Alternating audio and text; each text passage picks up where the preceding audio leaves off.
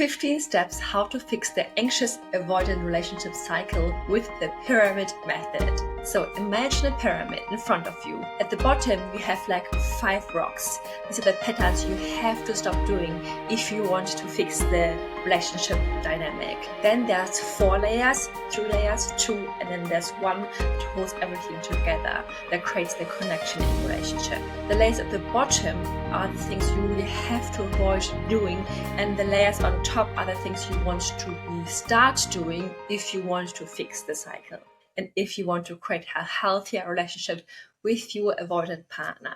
It's absolutely possible to get there if you follow this framework. And this framework helped me a lot when I was in the midst of it with my avoidant partner, when I was very anxiously attached. And now I'm helping it to use it with my clients too. By the way, in case we haven't met, I'm Yula. I'm the Anxious Attachment Style Coach, and welcome to the Anxious to Secure podcast.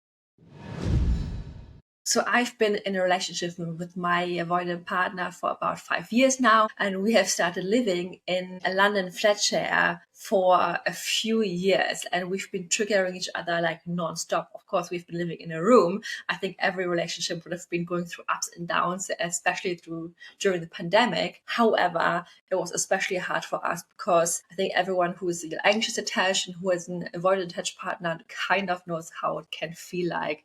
Very frustrating. You don't know what's going on. I had no idea about my attachment styles, about attachment theory at the time, and we felt very trapped, and I just thought he didn't love me enough.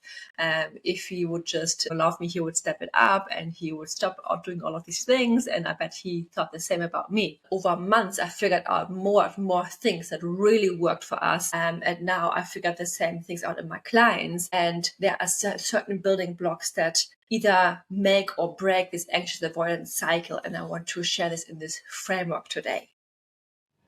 Disclaimer, I'm not a therapist or doctor. This content is for informational and entertainment purposes only. It's not intended to diagnose, treat, or heal any mental health condition. If you're in an abusive relationship or dealing with severe mental health challenges, always seek professional advice. First, let's quickly break down what this dynamic is for anyone who's not exactly aware of it. Otherwise, you can just skip this section. So if you have an anxious attachment style, you overthink a lot, you might not feel enough or maybe even too much, you crave a lot of closeness, and usually it comes from childhood, of course, when we felt inconsistent. So sometimes we received warmth, sometimes we received more cold from our caregivers, like our mom or our dad. So our brain has then learned, I have to work hard to feel safe, to get that love and consistency. Or if they pull away, it must mean they don't really love me. So yeah, I'm not good enough then. Because as kids, we take everything personal because we really rely for survival on our parents. And if you think, hey, but I did have a happy childhood, I'm sure my mom and dad gave me everything consistently, I can relate to this as well. For me, it was mostly because I was very sensitive and I had been going through a lot of allergies, especially during the first month, I think, when I was born. So I was, I think,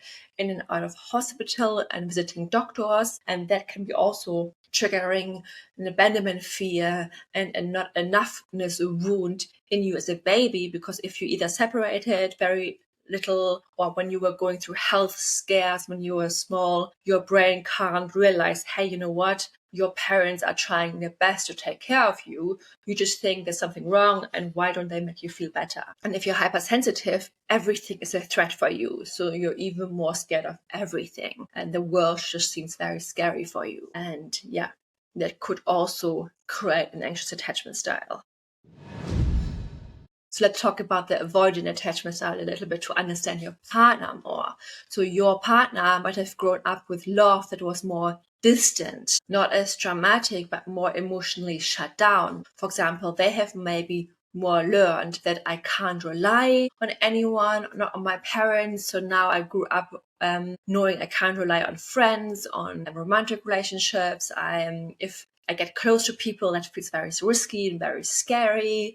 And now they shut down when you get close because they have learned to feel safe in distance through independence, which triggers then again your anxiety. And you just trigger each other all the time. But when you learn this and understand this and say, hey, you know what? They're triggered because of their past and you get triggered because of your past, you rationalize this and you can say, hey, you know what? It's not personal. It's not about you. They do love you, but your past getting triggered here. And that's a key point to understand. So here's the deal. You can absolutely change this dynamic. And let me just talk you through some things you want to stop doing and some things you want to start doing. Let's talk about these 15 steps and the pyramid that might help you visualize things a little bit more.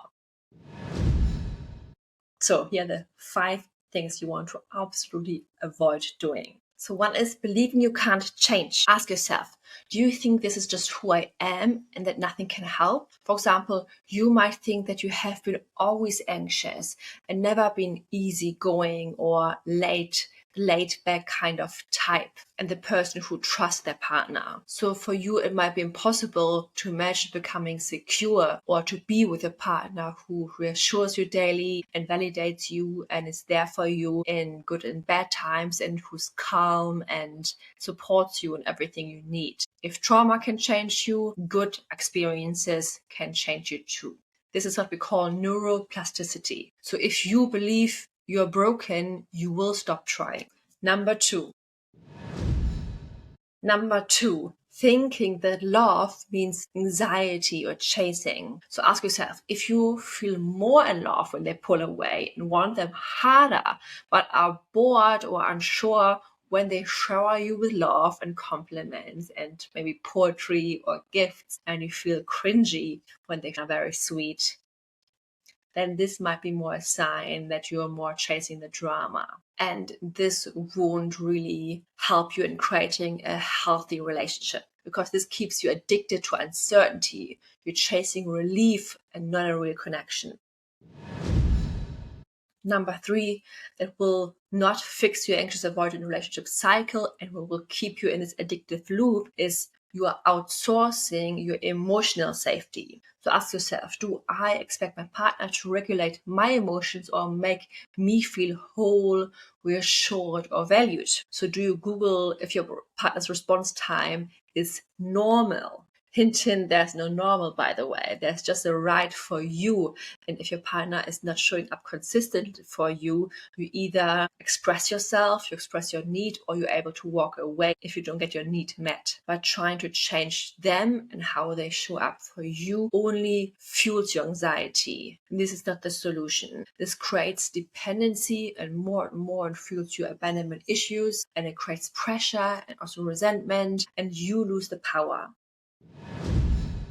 4, you want to stop obsessing over their behavior or your partner's behavior, over what they're doing. So ask yourself, do I spend most of my days thinking about what they're doing or what they're not doing? An example is you maybe replay conversations in your head, what you just talked about. You kind of decode their mood shifts and see, hey, you know what, he's feeling a little bit off today. What could this mean? You're a little bit like a detective in your relationship. And this disconnects you from yourself and from the connection you could create in your relationship. You're always in the worst case future scenario or in the past even. And you're very hypervigilant and you fuel your old pattern over and over again. And this doesn't build intimacy. It's like if you're wanting to lose weight, but you hyper obsess over people eating chocolate and you're looking at the chocolate and you want to eat it and maybe you smell it and maybe you eat a little bite and you keep eating it and you're never even thinking about, hey, maybe you could eat healthier things. You could go for a little walk or you move more. No, you're always fixating on the wrong things over the bad habits versus of what is actually helping you. I hope that makes sense. Step number 5, the things you also absolutely want to avoid doing, the last thing on the bottom of the pyramid, is fake detachment. Right now you may be pretending you're fine and pretending you're all good and you're very inauthentic. You're pretending you're all detached and cool, but inside you're so anxious and people can sense that and feel that. Because detachment is healthy, it is actually the key to a secure attachment style. But if you only being inauthentic and trying too hard and going all the way in and completely detaching. That's not being vulnerable, that's not authentic, and you can't create intimacy in the relationship as well if you're pretending. And numbing isn't healing either. This is just emotional abandonment of yourself, and abandonment is again the key problem. If you have an anxious attachment style, you want to be honest with yourself and with your partner.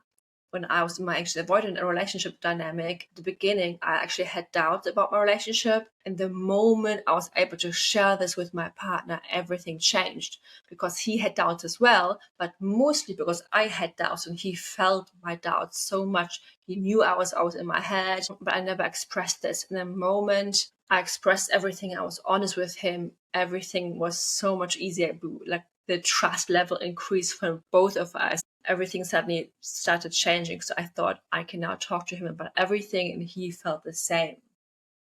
And the truth is, we don't know if the relationship can work out. Like, how can we? We can't look into the future. But if we are honest with our feelings and are able to share them, and even when we're scared, and even if we are not sure of how it's going to happen, and even if we need support, this can be very powerful and actually glue you both together.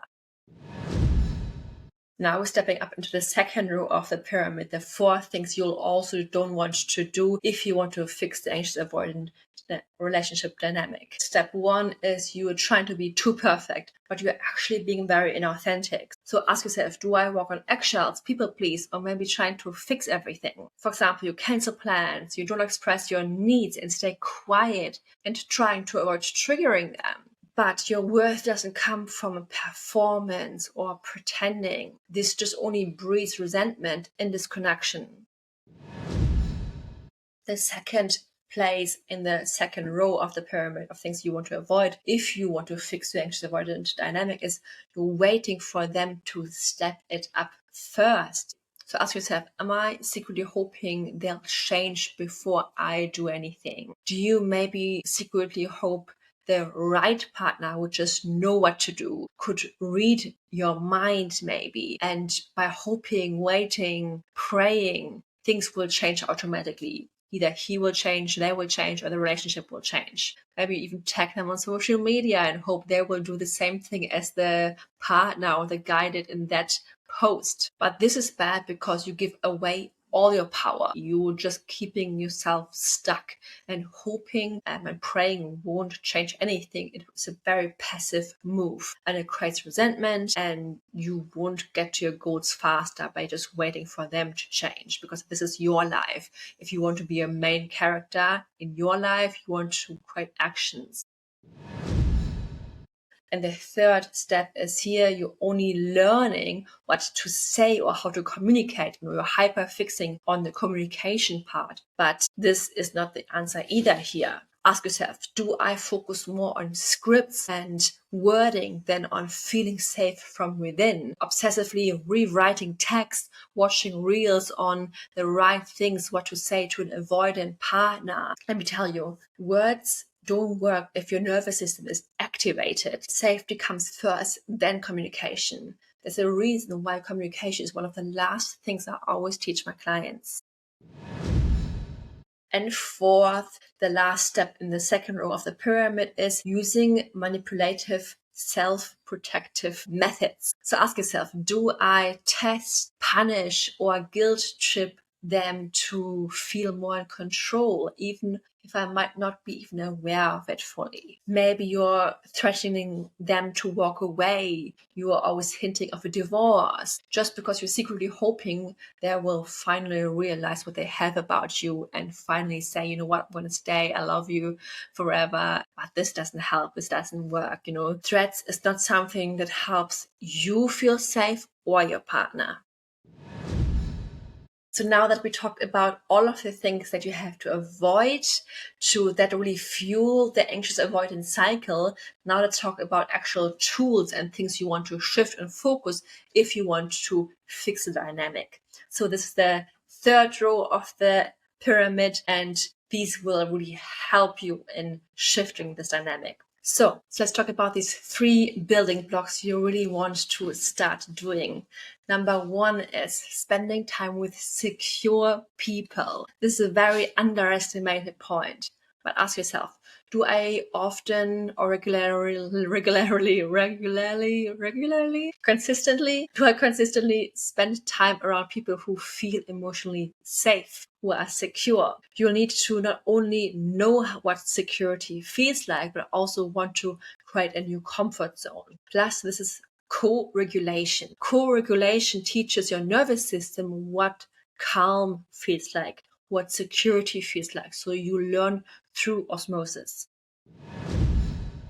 2, very important, self-soothing and nervous system regulation. So ask yourself, do I know how to self-soothe when I feel triggered? And do I still overly rely on my partner to make me feel safe? This is essential to get away from this dependency on feeling okay, only feeling okay when I'm close with my partner, when he or they or she reassures me. Because in the end, they are not my parent, they are not my caretaker or my therapist, but I subconsciously treat them like one.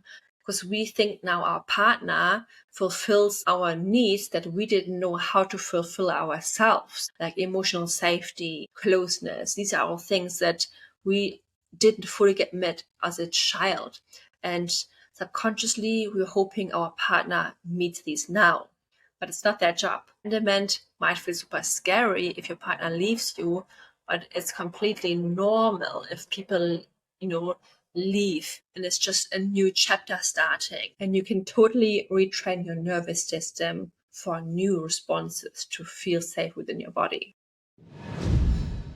And number 3 is learning to create boundaries. Ask yourself, do I know where their emotions end and mine begin? Do I even know what kind of boundaries I need to set to create safety within myself? Because how can I feel secure and safe in my relationship and can relax if I don't have any boundaries? Boundaries are supposed to keep people away that are not good for us, and also supposed to keep the right people in. For example, if I walk our dog, Maya, my partner's family dog, she's on a leash, right? She's on a very long leash and it's very flexible. So it's kind of a boundary as well. I keep her safe from cars or from anything. So I can pull the leash, pull the boundary to protect her from cars, but I also protect other, let's say, for example, pigeons when they're around. So it's a boundary for self-protection mostly. Boundaries are nothing bad. They are supposed to be for safety and as an act of self-love. The same is true for yourself. How can you feel ever safe and create a healthy relationship if you're not able to set any boundaries? Insecure people have lots of boundaries within themselves and within their relationship as well. If a partner ever crosses a boundary, like he's shouting at me, I know I have to set a boundary and say, you know what, if you shout at me, I will need to leave the room because I don't want to be treated like this. It's not a boundary for him, it's a boundary for myself because I have self-respect. Boundaries are always for yourself, never against other people or for other people. So I could never say, when you shout at me, you will have to do X, Y, and Z. You will have to leave. You will have to do this. Why? Because we can't control what other people do. We can only control what we do. That's really important to know. And boundaries will really help you to stop over-functioning, micromanaging, smothering, and guilt-tripping other people and create so much more of a safety within yourself. So let's move up the pyramid even more, the 2 most important things before we come up to the most important thing.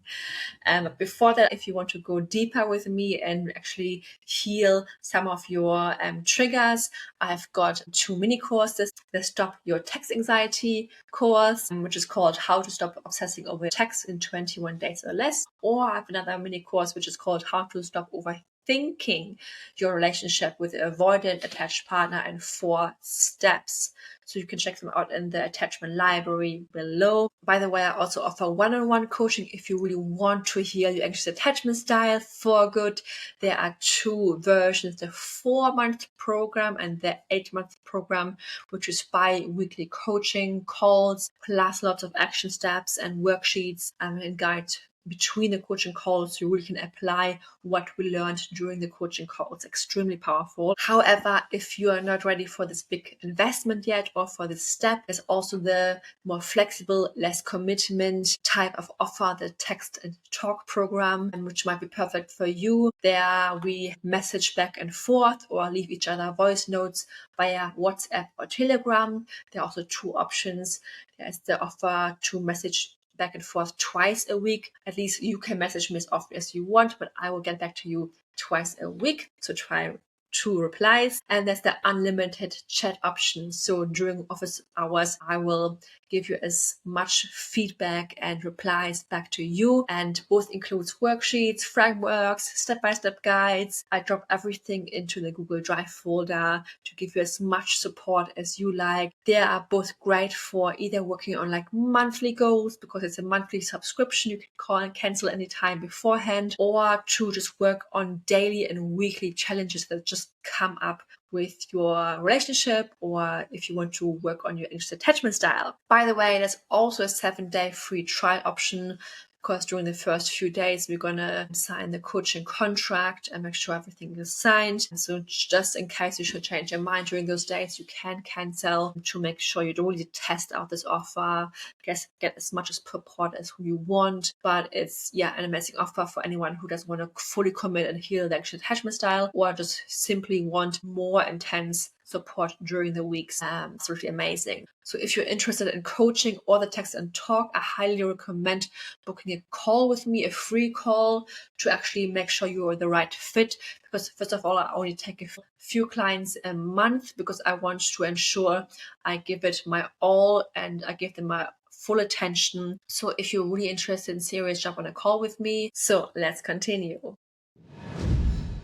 So now we're on top of the pyramid, the last 3 steps. Let's talk about the second last row of the pyramid, the 2 blocks that really will change everything in your relationship. And one is building emotional self-trust. And that is about changing your inside and what's actually inside of your control, not what is outside of your control. So ask yourself, can I name my feelings and just be with them without overthinking and spiraling? Self-trust is the key to stop worrying about the future of the relationship, because bluntly to say, it's not our job to predict our future of a relationship or our partner, what they might do, if they will be there for us or not, if they will betray us, if they lie to us, because life is 50-50.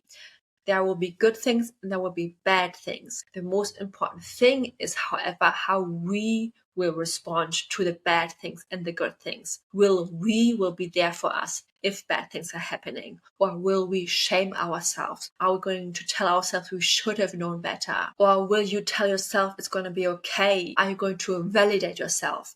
Are you going to treat yourself like your best friend or like a parent you wish you had? Feeling your emotions without outsourcing them really builds stability. And this can be learned with time as well.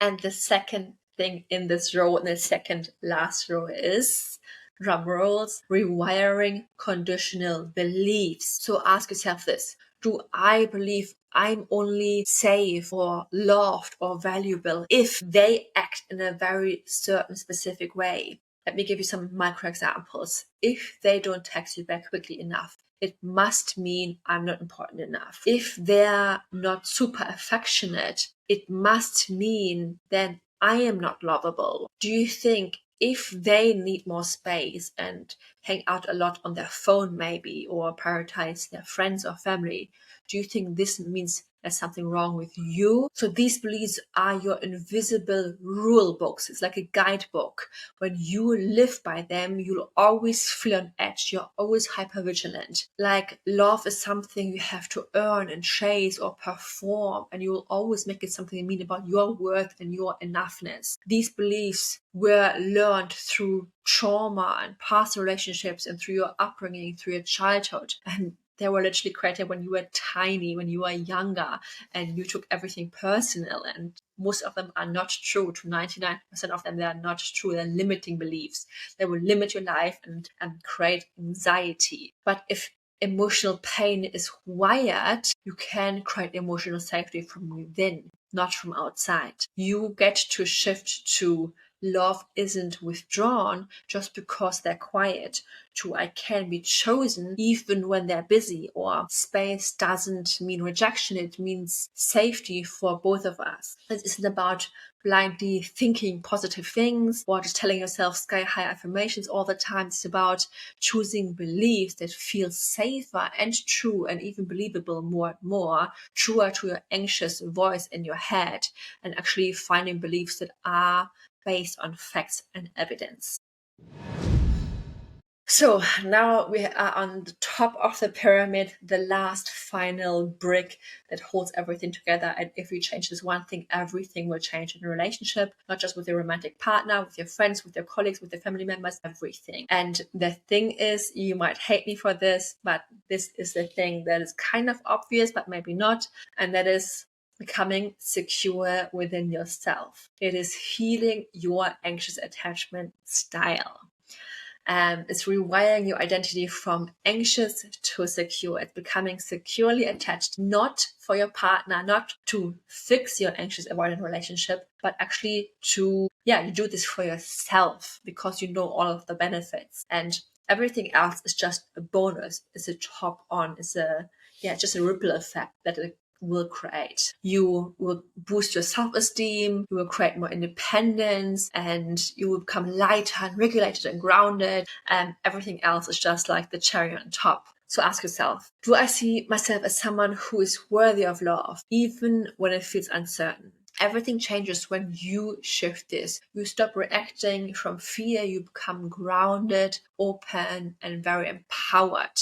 You become the true creator of your life, of your relationship, and you stop accepting anything less than you deserve. This is the true fix. And the foundation has to be you becoming safe within yourself first. Because when you believe you're enough, you stop overfunctioning and chasing and hiding and overthinking, accepting breadcrumbs, and it changes your reality. Because you change first and everything flows from there.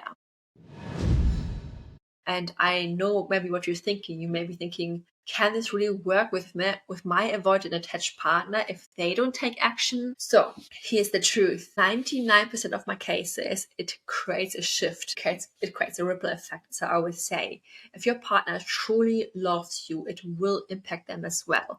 Because right now you're both dysregulated, both stuck in this loop of neither really feels safe. But when you start becoming more secure, more grounded, more self-assured, more connected in your truth, and not tiptoeing and not feeling scared of whatever you do is wrong, you create the ripple effect. You create more security within yourself and become more magnetic. One regulated nervous system can change the whole room, your whole whole environment, your whole family system. Seriously, science backs that up as well. It gives them space to feel safer, to open more up, to stop running, to meet you halfway.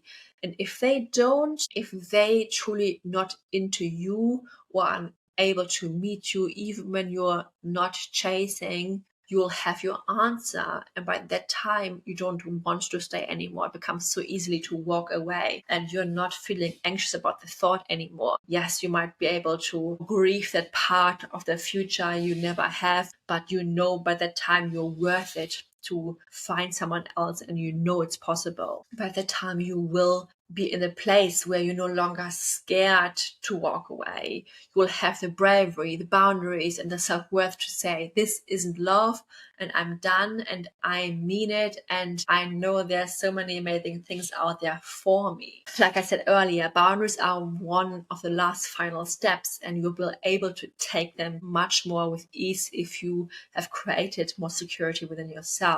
Because chasing stops when your worth starts. If you're wondering, is my partner just avoided or actually not into me, I have a previous video that I've created. You can watch this as well. So I hope this was helpful. I'm a little bit off today because it's like 30 degrees here, or 30 plus degrees, and it's only 9 a.m. in the morning. Anyways, thank you so much for being with me here today. Check out the free resources in the free attachment library as well. I'll see you in the next one. Lots of love, Yula. And remember, change in your relationship starts with you. Thought by thought, action by action, and now episode by episode. Bye, Yula.